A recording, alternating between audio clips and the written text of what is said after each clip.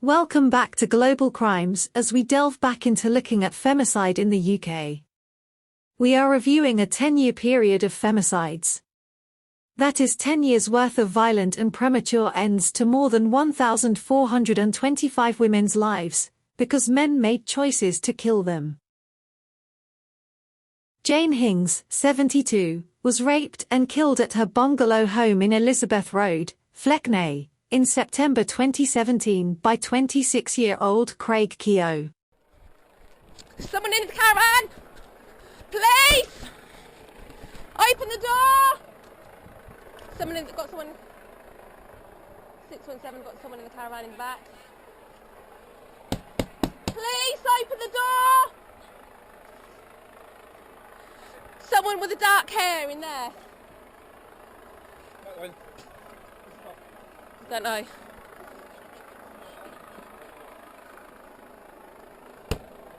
Right, don't move, mate. What's your name? Craig, stay there. Come out. Craig.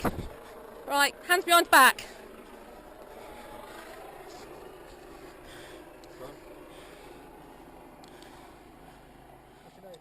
Craig. Tragic Jane Hings was found by her carer in the sleepy village of Fleckney, Leicestershire. Keogh attacked Mrs. Hings in her bungalow where he raped her twice before smothering her with a pillow. Keogh stole her engagement and wedding rings, then ripped off a crucifix hanging around her neck, following the sexual assault. Police inquiries established that a handbag, a purse, and cash had also been taken by Keogh. He was captured on CCTV, walking with a bin liner believed to contain goods taken from the home of the pensioner. The bar from his tongue piercing was also found on Mrs. Hings' body. This was used as DNA evidence in the case.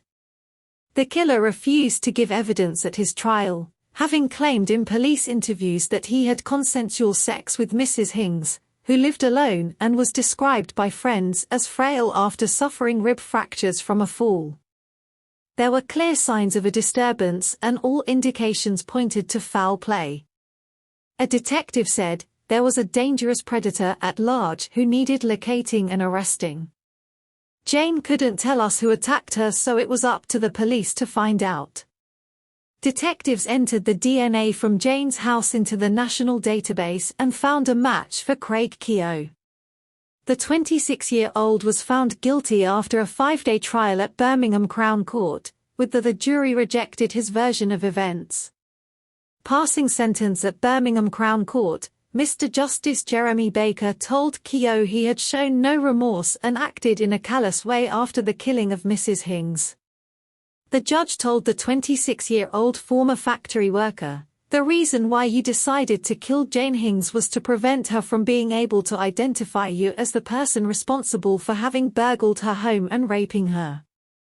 Commenting after the trial, Detective Chief Inspector David Swift-Rollinson, who led the murder investigation, said, "I cannot imagine the terror and pain that Jane suffered that night at the hands of Keogh. She was a vulnerable, fragile lady whom I'm afraid would have suffered greatly during the sustained attack." Keogh is sentenced for his crimes at Birmingham Crown Court. Justice Jeremy Baker orders him to spend life in prison, with a minimum of 32 years behind bars.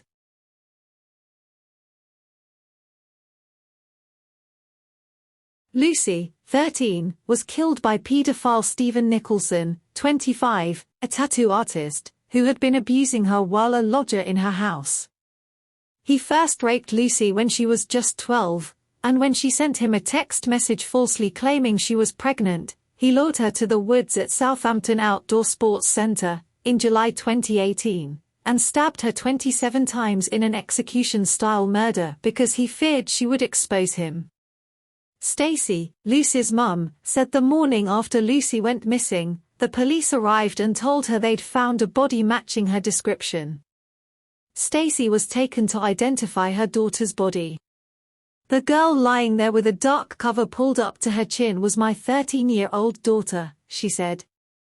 "Only she was so silent and still, it wasn't like her at all. I broke down in tears as I told her, 'You are so loved and missed and you always will be.'"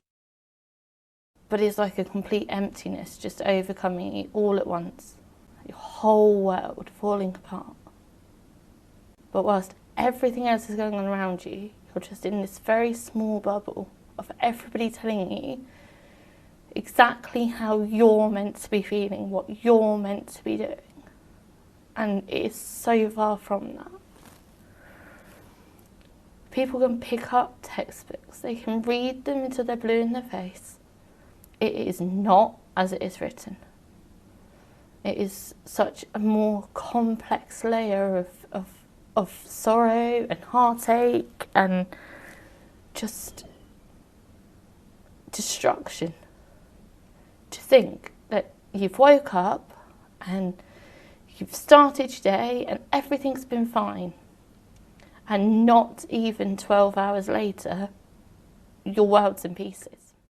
A murder trial jury was shown the last time 13-year-old Lucy Mayhew was captured on CCTV before she was found dead in Woodland. A dog walker found her body at the Southampton Outdoor Sports Centre on the 26th of July. Richard Morrell said he found the body in a mass of bushes off a path. "I called out, 'Hello, are you okay? Can I help?' before realizing Lucy was dead." Mr. Morrell said Lucy had been lying face down almost in the recovery position, with her right arm extended, as if she was asleep. Lucy was found with multiple stab wounds to the neck. Mr. Nicholson was also filmed cycling towards the sports centre that morning. CCTV images showed him making a return journey later that morning carrying a white plastic bag. He was also seen buying items from a Tesco supermarket at 9 a.m. that day.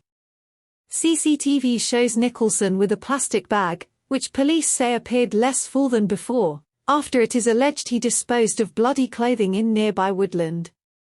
Previously, the prosecution told the court the defendant had repeatedly abused Lucy over the course of a year-long, secret sexual relationship. He also denies 3 charges of raping Lucy when she was 12 and 2 counts of sexual activity with a child once she had turned 13. After Lucy vanished, Nicholson sent her mother an apparently supportive message in which he told her to keep her chin up and coolly got on with a DIY project. Barton added, "I would describe him as cold and calculated. I would describe him as a paedophile, and I think he is someone who only thinks about himself and has taken full advantage of this family that have looked after him, provided a roof over his head. He has targeted Lucy, taken advantage of her, and when she wanted a relationship with him, he has taken the decision to silence her once and for all by brutally killing her." He was sentenced to a minimum of 33 years in prison for the murder.